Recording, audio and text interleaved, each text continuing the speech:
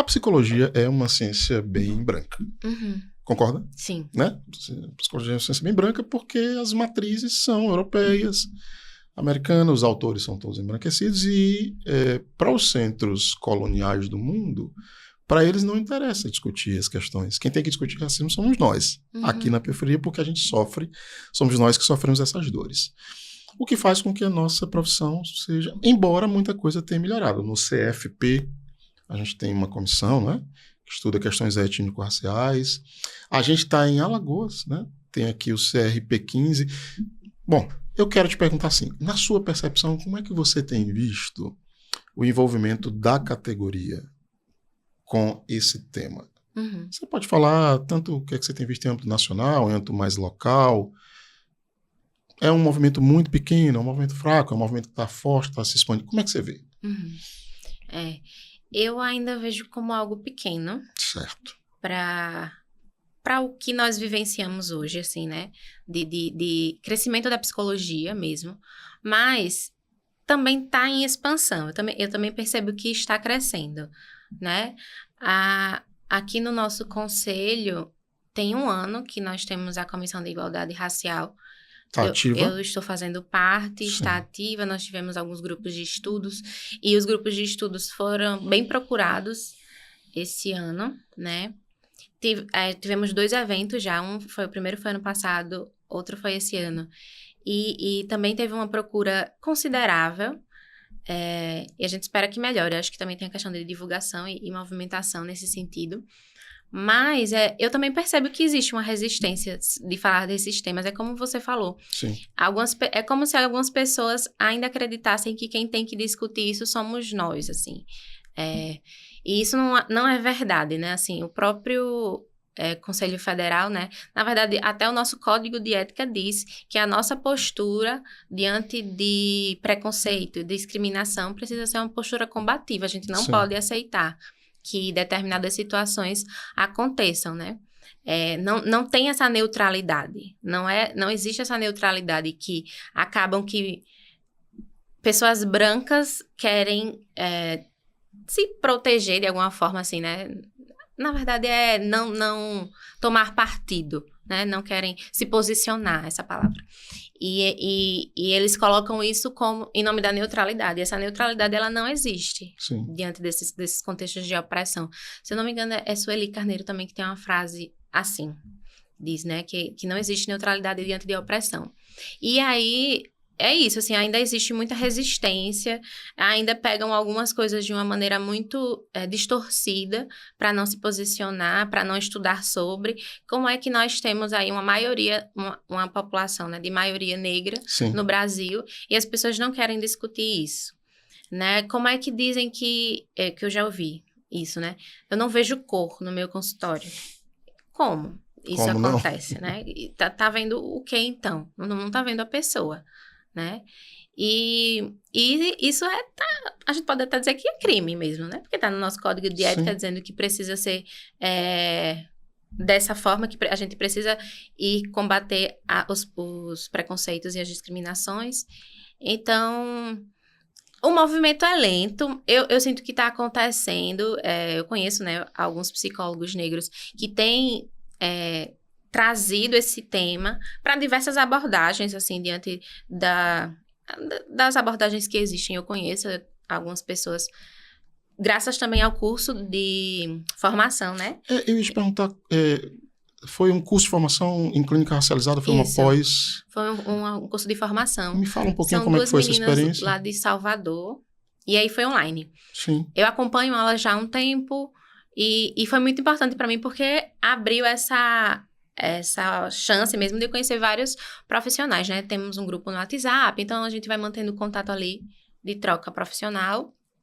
E foi muito bom. Foram alguns meses de formação nesses encontros online. E aí, a base é esse letramento racial. Elas trouxeram algumas referências tanto de profissionais que trabalham hoje, né, que foram dando as aulas, como eles também foram trazendo esses outros que a gente foi citando aqui anteriormente, assim. Então, foi algo que me ajudou muito. Fora os outros cursos que eu vou fazendo de letramento racial, que eu fiz com a antropóloga. Então, foi me ajudando mesmo a a construir a minha base, assim.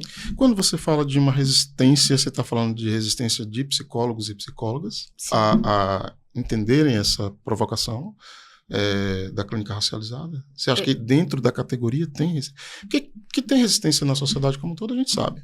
A gente está num momento muito desafiador com... Não quero ofender os brios de ninguém, mas com essa coisa de agora tem um monte de gente dizendo que é conservadora, né? Para lá e para cá.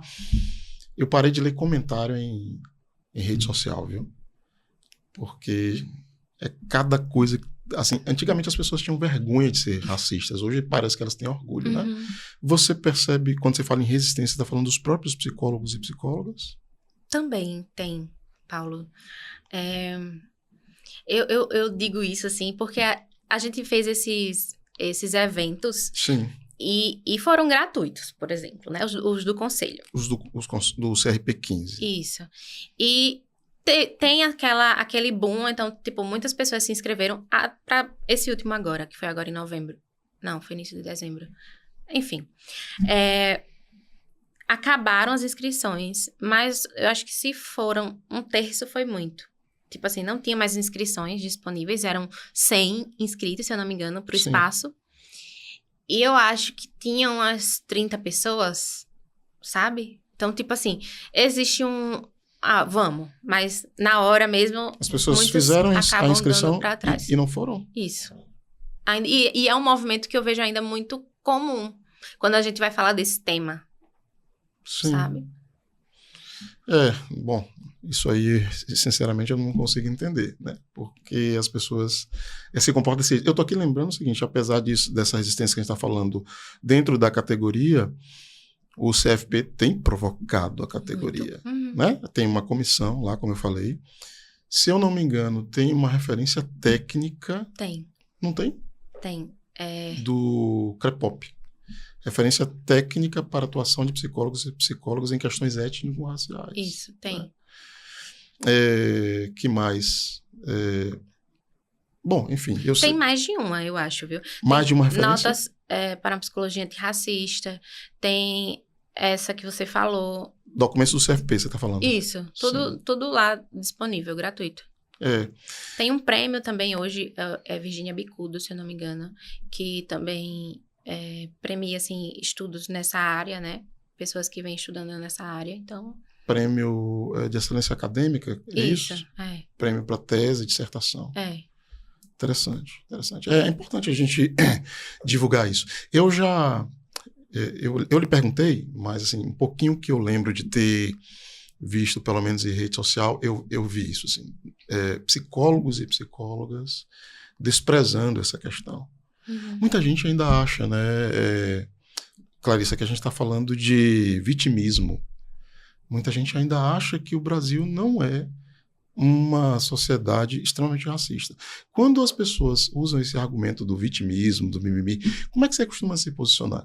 Como é que você faz para convencer uma pessoa que não é, que essas questões são reais, que isso existe, que isso está na nossa subjetividade, que isso produz um sofrimento específico, como você está falando? Como é que você lida com essa resistência? Como é que você acha que a gente deve lidar?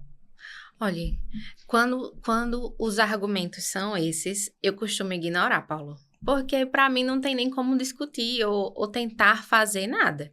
Sim. Porque não é uma pessoa que tem nem conhecimento nem abertura para diálogo, a maioria das vezes. É lógico que dá raiva, né?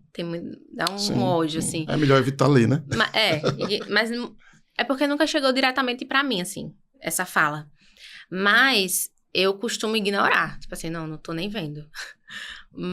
Mas é muito difícil porque, assim, ignorar num ataque, vou colocar assim entre aspas, direto é mais fácil. Agora, no dia a dia, a gente vive isso. A gente vive, por exemplo, né? Entrar numa loja e o segurança seguir. Sim, né? Que é algo que é muito coisa comum. Mais comum. E aí, se a gente diz, tô sendo seguida. Não tá acontecendo isso. As pessoas tendem a se fazer de doida assim, né? Não tá acontecendo. E isso é fruto desse tipo de comentário, desse tipo de pessoa que pensa dessa forma, né? Que não é uma pessoa, normalmente é um grupo muito grande, na verdade é a sociedade, né? Que trata o racismo dessa forma. Então, assim, é muito difícil, é muito difícil, porque existe essa necessidade da gente aprender a lidar e, ao mesmo tempo, nos posicionar. Então, eu acho que fica nesse limiar pessoal mesmo, assim, né? Da gente encontrar a nossa forma de enfrentar isso. Uhum. Eu estou lembrando que uma vez em sala de aula, dando aula, e conversando sobre isso, eu estava conversando sobre esse tema, devia ser mês de novembro, mês da consciência negra, eu estava falando disso numa aula minha. E uma aluna, uma menina lá, estudante de psicologia, uma pessoa negra, de pele retinta, inclusive, disse para mim assim, olha, Paulo, sabe o que eu acho? Eu acho que racismo existe, mas eu acho que a gente... Eu vou dizer a frase e vou jogar para você me dizer o que você responderia. Ela disse assim, eu acho que racismo existe, mas eu acho que ele acaba quando a gente não falar mais dele. Quando todo mundo fizer silêncio, o racismo acaba. O que você acha, Clarissa, disso? É evitando a discussão que a gente contribui com o fim do racismo, você acha isso? Não, acho que é o contrário, É né? bem o contrário, né? A imagem que me veio foi uma imagem que é muito vista, assim, né?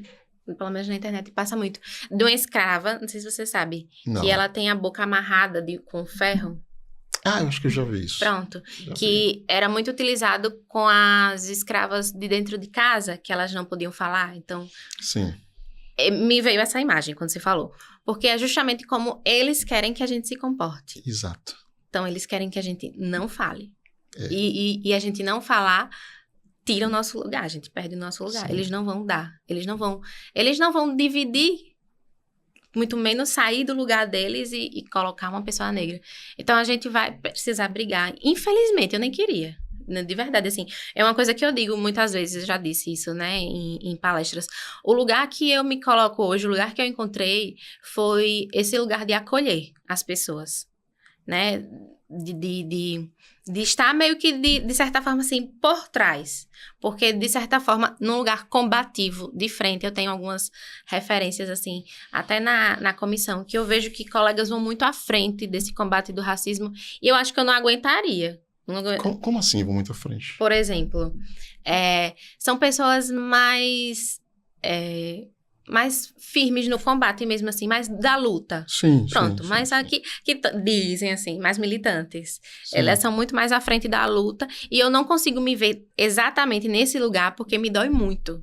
Eu acho que eu ia estar muito mais ferida. Não que eu não esteja, mas eu acho que eu ia estar, não sei, não ia aguentar.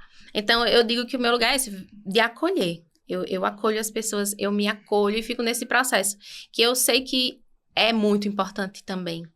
Então, como eu estava falando antes, é importante a gente saber os nossos limites e encontrar um lugar diante dessa luta. Agora, não lutar não é uma opção. O silêncio, né? É bem o contrário. O que eu disse à aluna é que era bem o contrário, que o silêncio é o que o racismo precisa, o que o racismo estrutural precisa para se manter, né? E geralmente as minorias, elas só são aceitas quando elas exatamente não falam, né? Então, é o negro que não fala, é o gay que não fala, é a lésbica que não fala, é a mulher, né, que não fala. Esses são bem aceitos, né, pelo sistema. Então, de fato, não faz nenhum sentido essa frase.